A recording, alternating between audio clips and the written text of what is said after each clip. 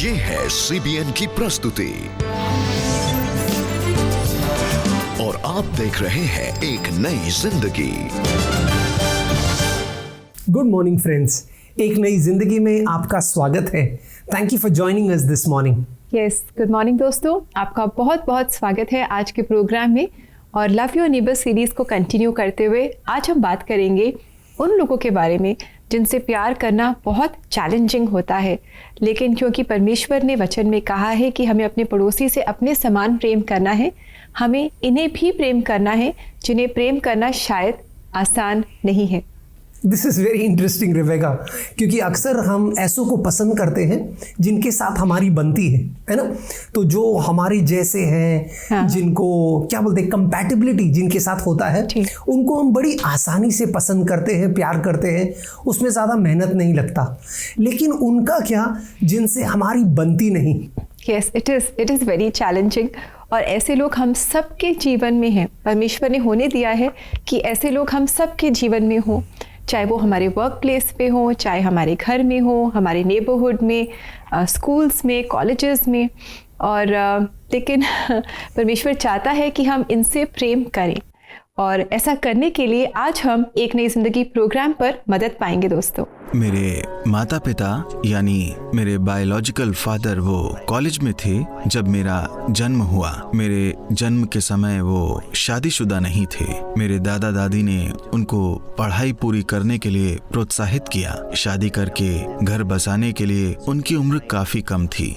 इसी दौरान मेरी माँ ने मेरे सौतेले पिता से शादी की और इस तरह मैंने उनके साथ रहना शुरू किया। मुझे एक घटना याद है जहाँ कुछ बुजुर्ग लोगों ने मुझसे कहा कि तुम यहाँ मेरे गांव में क्या कर रहे हो? तुम अपने गांव वापस चले जाओ, यहाँ पर तुम्हारा कुछ भी नहीं है, यहाँ तुम्हारा कोई हिस्सा नहीं है। मानो वो मेरा अपमान कर रहे थे। तो मैं परमेश्वर से सवाल करता था कि मैं पैदा ही क्यों हुआ? अगर मुझे कहीं भी स्वीकार नहीं किया जाता है तो मुझे जिंदा ही क्यों रहना है, या मेरे अस्तित्व का क्या ही मतलब है? तो बड़े होते समय इस तरह की चीजों ने मेरे सामने कई परेशानियां खड़ी की। मसला मेरे आसपास के लोगों के साथ था।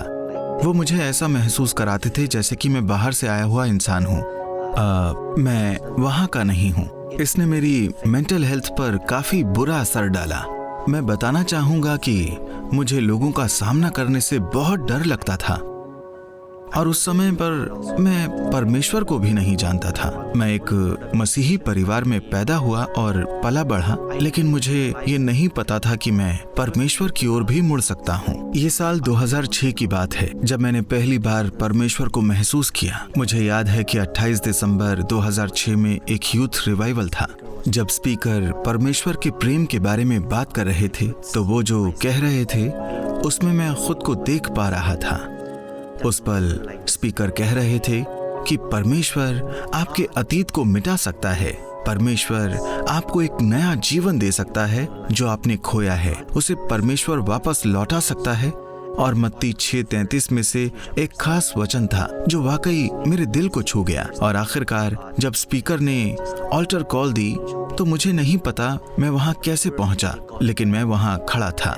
बस एक ही चीज जो मुझे याद है कि मैं वहां बस खड़ा होकर रो रहा था। मुझे बस वही सब कुछ याद है। मैंने इस वचन को पकड़ लिया कि इसलिए पहले तुम परमेश्वर के राज्य और उसके धर्म की खोज करो तो ये सब वस्तुएं भी तुम्हें मिल जाएंगी। मैं इस पर टिका रहा और मैं परमेश्वर की खोज करने लगा।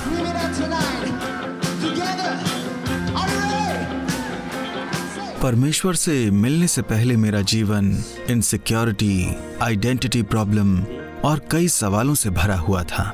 लेकिन जब मैंने परमेश्वर को जाना तो मेरा नजरिया और रवैया बदल गया।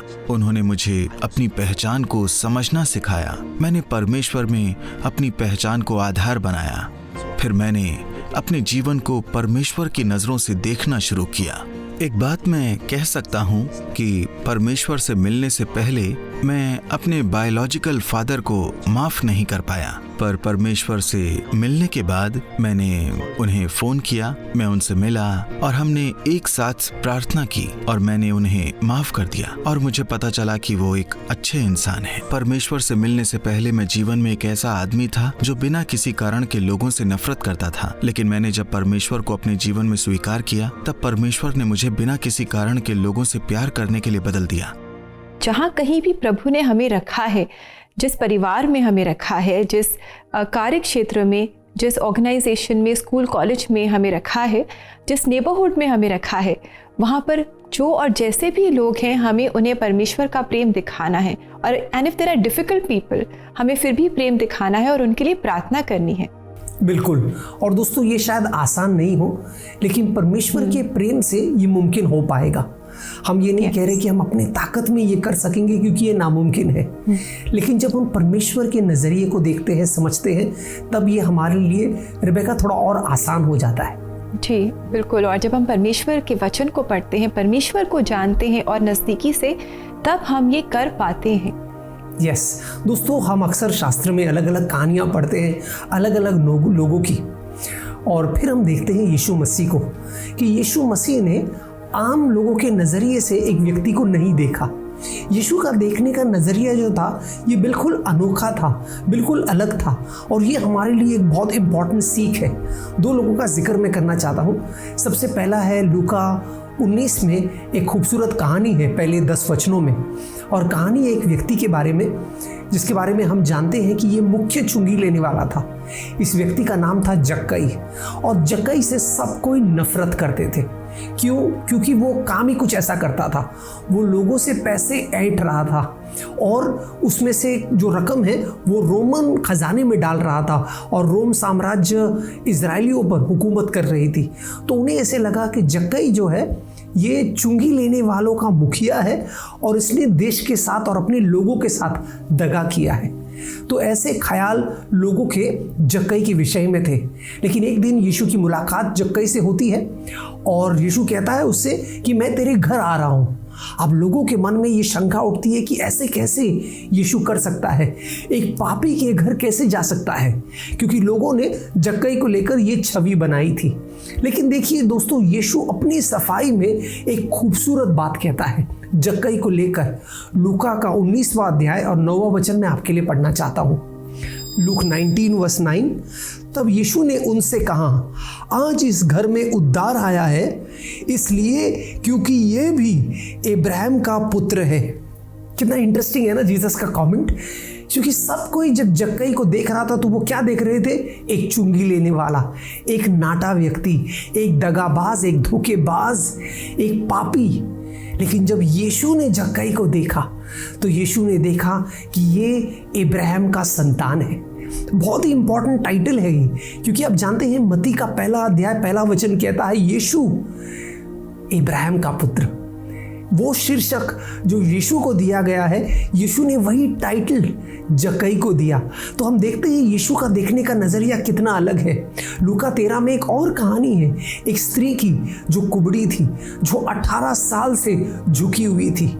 शायद उसे किसी बंधन में बांध दिया था और लोग उसको देखकर कहते होंगे क्या पता ये औरत श्रापित है, इसने कुछ पाप किया होगा और ये कुबड़ी है। लेकिन पता है यीशु उसको देखकर क्या कहता है? देखिए एक और खूबसूरत वचन मैं आपके लिए पढ़ता हूँ। लूका का 13वां अध्याय 16वां वचन, लूक 13:16 कहता है, क्या उचित न था कि यह स्त्री जो इब्राहिम की बेटी है, जिसे शैतान ने 18 वर्ष से बांध रखा है, सब्बत के दिन इस बंधन से छुड़ाई जाती। इस स्त्री को लेकर यीशु कहते हैं कि ये इब्राहिम की बेटी है। आपने देखा दोस्तों, यीशु का लोगों को देखने का नज़रिया बिल्कुल अलग है। जब हम अपने नज़रिए को बदलते हैं तो लोग हमें अलग नज़र आते हैं। हम आज बात कर रहे हैं ऐसे लोगों के बारे में जिनसे हमारी जमती नहीं है, पटती नहीं है, और मुश्किल होता है हमें ऐसे लोगों से प्रेम करने का। लेकिन एक सीक्रेट है दोस्तों, और सीक्रेट ये है कि हम परमेश्वर के नज़र से उन्हें देखें, तब हमारा नज़रिया भी बदल जाएगा। वाह। और ऐसा नज़रिया पाने के लिए दोस्तों, अगर आप प्रार्थना में सहायता चाहते हैं तो क्यों ना आप और हम मिलकर प्रार्थना करें। CBN प्रेयर लाइन में हमारा नंबर है 9910401010। दोस्तों ये नंबर हमारा व्हाट्सएप नंबर भी है, इस पर आप हमें व्हाट्सएप कॉल कर सकते हैं या व्हाट्सएप मैसेज भेज सकते हैं। हमें खुशी होगी आपसे संपर्क बनाने में। आप समय छोटे से ब्रेक का, लेकिन जब ब्रेक से लौट कर आएंगे तो हम आपके लिए प्रार्थना करने वाले हैं, तो कहीं जाइएगा नहीं, हमारे साथ बने रहिए।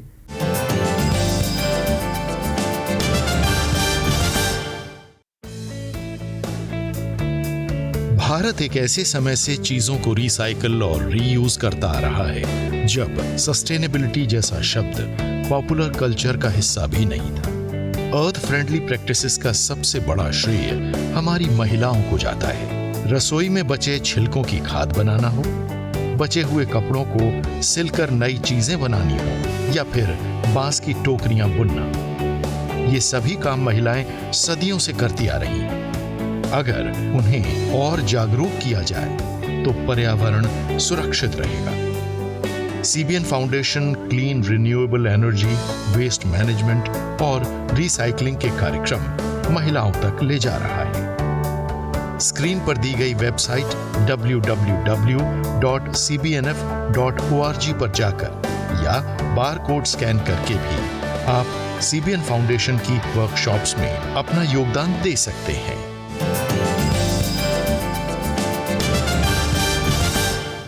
वेलकम बैक दोस्तों। अभी ब्रेक में आपने देखा CBN फाउंडेशन की पहल के बारे में in the area of women and sustainability. आप भी इस पहल में इनके साथ, इस नेक काम में आप इनके साथ जुड़ सकते हैं, और ऐसा करने के लिए इनकी वेबसाइट www.cbnf.org को आप ज़रूर विजिट करें और अपने अनुदान के द्वारा आप इस नेक काम में सहभागी बने। यस दोस्तों, आज बुधवार है और बुधवार के दिन हम आपके भेजे गए सवालों का जवाब देते हैं कोई शक में। तो अब समय है कोई शक।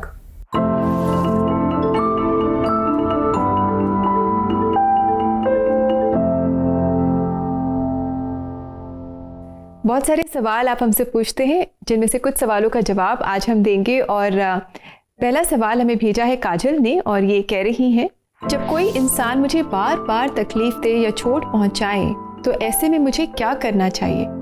Yes, Kajal, thank you for asking that question. It's a very important question. अक्सर लोग सोचते हैं क्या करें हम। ऐसे में you need to take a stand काजल।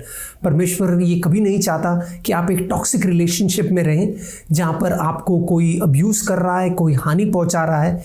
ऐसे में समय आता है कि उस रिश्ते से हम दूर हो जाएं, क्योंकि ये रिश्ता फिर हमें आगे जाकर हमारे लिए और हानिकारक हो सकता है। तो उस व्यक्ति के लिए ज़रूर प्रार्थना कीजिए, लेकिन ये समय है कि आप एक रिश्ते में एक ब्रेक लें, एक दूरी बनाएं।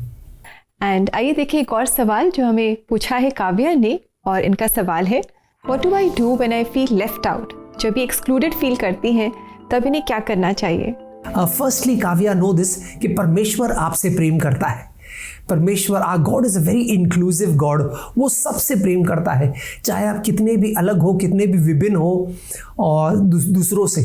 सो just be secure in God's love.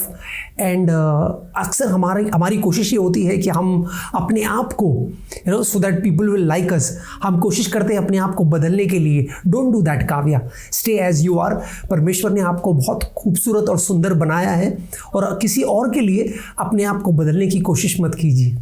जी बिल्कुल काव्या। सो जैसे कि राहुल ने कहा, be secure in God's love and don't change yourself. And I am sure there are people who treasure you. ऐसे भी बहुत सारे लोग हैं जो आपको बहुत पसंद करते होंगे। तो दोस्तों, आशा करते हैं कि आपको आपके सवाल के जवाब मिल रहे हैं, और अगर आपके पास भी कुछ ऐसे सवाल हैं जो आपको तंग कर रहे हैं, इन्हें पूछने के लिए आप हमारी वेबसाइट पर ज़रूर जाएं, जो है www.cbnindia.org। या डिस्कशन बोर्ड पर आप अपने सवाल हमारे साथ ज़रूर शेयर करें। यस दोस्तों, हमें बड़ी खुशी होगी आपके सवाल, चाहे वो आत्मिक है या जीवन से रिलेटेड है। हम कोशिश करेंगे वचन से आपको हम इसका जवाब दें। जी, और अब समय है कि हम एक ब्रेक लें, और ब्रेक के बाद हम प्रार्थना के समय में शामिल होंगे। To stay with us.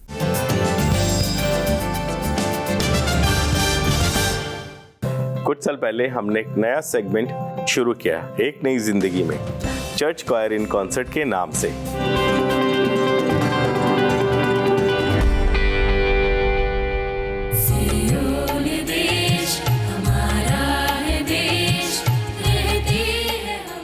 CBN एक पैराचर्च ऑर्गेनाइजेशन है जिसने एक ऐसा प्लेटफॉर्म क्रिएट किया है जिसके माध्यम से हिम्स, गॉस्पल सॉन्ग्स अन्य अन्य भाषाओं में अलग अलग माध्यम से लोगों तक पहुंच सकते हैं।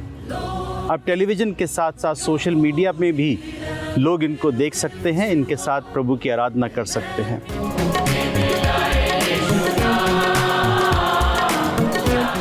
हमारे चर्च की क्वायर इस ऐतिहासिक कड़ी की पहली क्वायर थी। Church choirs in concert segment में जब हम पहली बार टीवी पर आए तो क्वायर का जोश अलग ही था। क्राइस्ट चर्च की क्वायर ने बहुत से कॉम्पिटिशन में भाग लिया। कई बार हमने बेस्ट क्वायर के अवार्ड्स भी जीते, लेकिन जो पहचान हमारी क्वायर को एक नई जिंदगी जो कि कलर्स टीवी चैनल पर प्रसारित होता है उसके जरिए मिली, वो हमारी उम्मीद से कहीं ज्यादा थी।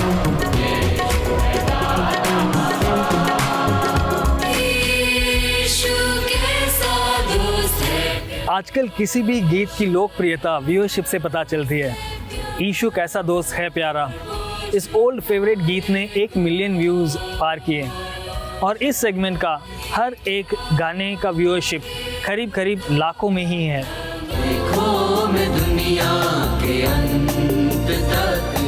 चर्च क्वायर इन कॉन्सर्ट के द्वारा हमें बहुत सारे लोगों का प्रेम मिला और बहुत सारे लोगों के आशीषित कमेंट्स मिले।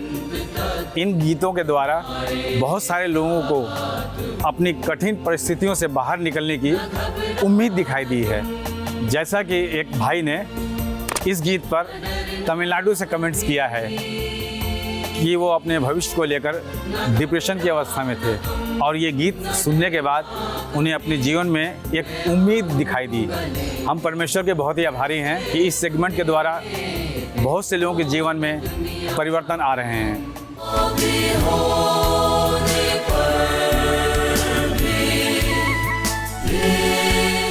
जैसा कि संगीत को सरहद नहीं बांध सकती, वैसे ही church choirs in concert language barrier को नहीं मानती है। CST सिनोड क्वायर असम से है और हिंदी टीवी शो में शामिल होना हमारी क्वायर के लिए बहुत बड़ी बात है। यीशु की संगीत ने हम सबको जोड़ कर रखा है। अभी तक 8 राज्यों के 24 चर्च क्वायर्स इस शो में शामिल हुए हैं और लाखों लोगों ने टीवी और सोशल मीडिया पे गीतों का आनंद लिया है। अगर आपका गिरजा भी एक नई जिंदगी की चर्च क्वायर इन कॉन्सर्ट की ऐतिहासिक कड़ी में शामिल होना चाहता है तो www.cbnindia.org पे अपनी चर्च की डिटेल भेजिए या 9910401010 पर फोन या व्हाट्सएप द्वारा संपर्क कीजिए।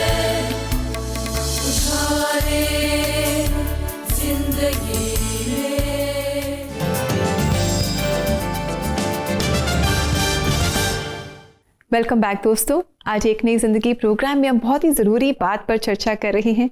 हम बात कर रहे हैं कि जो हमारे जीवन में डिफ़िकल्ट लोग हैं उनसे हम कैसे प्यार कर सकते हैं और उन्हें हम कैसे परमेश्वर का प्रेम दिखा सकते हैं।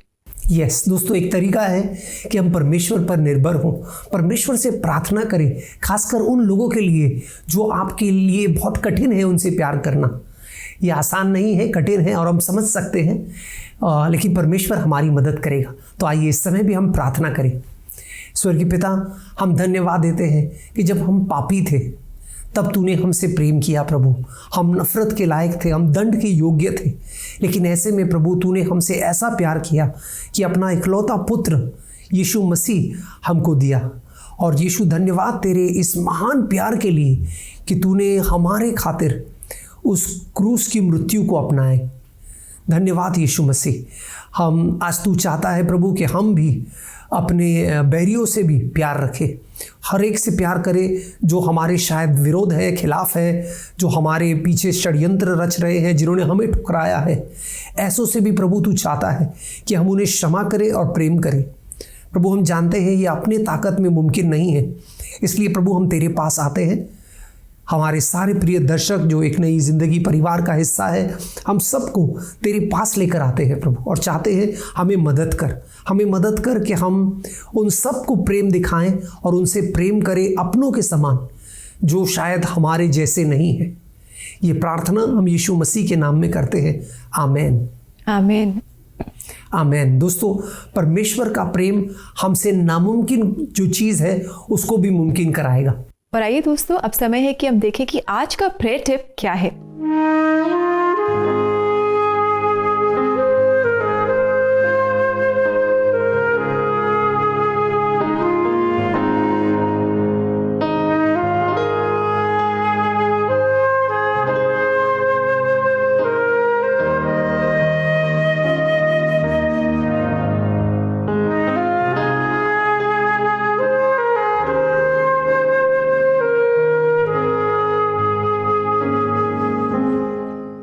आज का टिप ये है कि हम उन सब के लिए क्षमा मांगें जो हमें तकलीफ़ देते हैं, और परमेश्वर के नाम में, परमेश्वर के सामर्थ्य में होकर हम उन्हें क्षमा करें।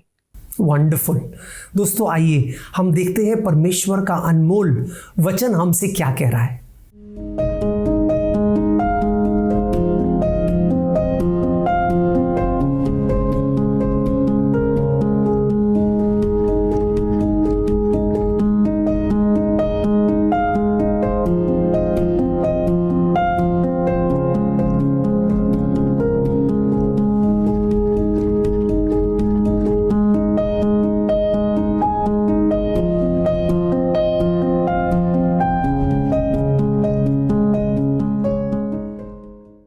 कितना खूबसूरत वचन है दोस्तों, बहुत प्रसिद्ध वचन है जो हमसे कहता है कि परमेश्वर ने हमसे इस कदर प्रेम किया है कि अपना इकलौता पुत्र यीशु मसीह हमारे खातिर दिया कि हम अगर उस पर विश्वास करते हैं तो अनंत काल का जीवन हम तोहफे में पा सकते हैं। हमारी यही प्रार्थना है कि आप परमेश्वर के प्रेम को पाएं, अनुभव करें, और ये अनंत काल का जो जीवन का तोहफा है ये आपके हिस्से आए। बिल्कुल दोस्तों, हमारी यही प्रार्थना है कि आप प्रभु यीशु मसीह को अपने जीवन में जानें। और अब समय है कि हम इन्फेंट जीसस चर्च के जो पासवान हैं उनसे मुलाकात करें। इस कॉयर के गीतों को हम इस हफ्ते एंजॉय कर रहे हैं, इनसे आशीष पा रहे हैं। समय है कि हम इनके प्रीस्ट इंचार्ज फादर जी फ्रांसिस, जो इनके कॉयर डायरेक्टर भी हैं, इनसे मुलाकात करें और इनके जीवन से भी हम आशीष पाएँ। बाइबल में पढ़ते हैं सैमुअल को बुलाया गया तो पहचान नहीं पाया था कि ईश्वर बुला रहा है या कोई व्यक्ति बुला रहा है। उसी प्रकार मेरे बार बार दिमाग में शब्द आते थे, here I am lord to do your will. और इसलिए मेरे जो ऑर्डिनेशन के समय, मेरे अभिषेक होने के समय मैंने यही मोटो लिया, here I am lord to do your will. जो मेरे समय में जो लैटिन में और ग्रेगरियन म्यूज़िक जो हुआ करता था, सुनने का बड़ा आनंद आता था। तो मैंने भी सोचा क्यों नहीं, क्योंकि मुझे भी गाने का शौक़ है। और मैं शुरू हो गया जब मैं माइनर सेमिनरी में था, क्योंकि काफ़ी म्यूज़िक इंस्ट्रूमेंट्स थे, तो मैंने चूज़ किया स्ट्रिंग इंस्ट्रूमेंट्स को। और मैं धीरे धीरे सितार, वायलिन और हारमोनियम बजाने लगा और कंपोज भी करने लगा। तो मुझे संगीत का थोड़ा सा और रुझान मिला और मुझे मौका भी मिला अलग अलग प्लेटफॉर्म में। सेमिनरी काल में जब मैं फॉर्मेशन में था तो मैं क्वायर मास्टर रहा 4 साल। तो मैंने अलग अलग ब्रदर्स को, सिस्टर्स को साथ में लेकर के क्वायर कंडक्ट किया और मुझे प्रोत्साहन भी मिलता गया। और धीरे धीरे इसी को मैंने सोचा कि मुझे इस क्षेत्र में भी आगे बढ़ना चाहिए। इसके बाद में मुझे इलाहाबाद भेजा गया, सेंट जोसेफ रीजनल सेमिनरी। वहाँ पे मैंने फ़िलासफ़ी और थियोलॉजी किया। जब मैं वापस आया तो 1998 में मेरा ऑर्डिनेशन हुआ और मेरी फ़र्स्ट पोस्टिंग अजमेर कतील में हुई और वो सेंटेनरी समय था, तो मेरी ऑर्डिनेशन भी सेंटेनरी में हुआ। और उसके बाद में मैंने क्वायर कंडक्ट किया सेंटेनरी का, और वो सारे कंपोजिशन मेरे खुद के ही थे। 3 साल कतील में रह करके सनातन स्कूल में मैं टीचिंग करता रहा, साथ ही मैं पढ़ाई भी करता रहा। उस समय मैंने MA किया। अभी मैं हिंदी में पॉलिटिकल साइंस और सोशोलॉजी में MA किया हुआ हूँ। साथ ही मेरी उसके बाद में पोस्टिंग हुई परबता चर्च।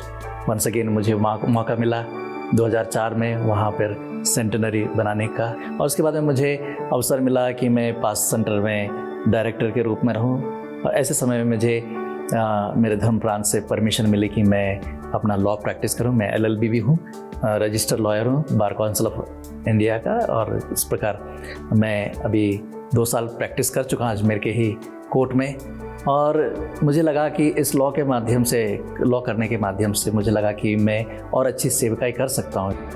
पिछले 2 साल से मैं इन्फेंट जीसस चर्च में पल्ली पुरोहित के रूप में नियुक्त किया गया हूँ।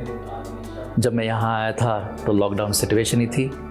जैसे मैंने बताया, म्यूज़िक तो मेरा पैशन था ही। तो सेमिनरी काल में ही मैंने म्यूज़िक में डिप्लोमा किया है। वोकल मेरा पैशन रहा है और काफ़ी एल्बम जो आप लोग भी भजन और स्तुति और महिमा करते हैं, कई गाने मेरे भी हैं। और इस प्रकार हम लोग CBN से जुड़े हैं और मुझे लगता है कि आप आने वाले समय में हमारे कुछ गानों को, गीतों को, प्रभु की महिमा को देख पाएंगे, सुन पाएंगे, सराहेंगे। आइए हम सब मिल करके ईश्वर की महिमा और स्तुति करें, क्योंकि उसी ने जीवन दिया है।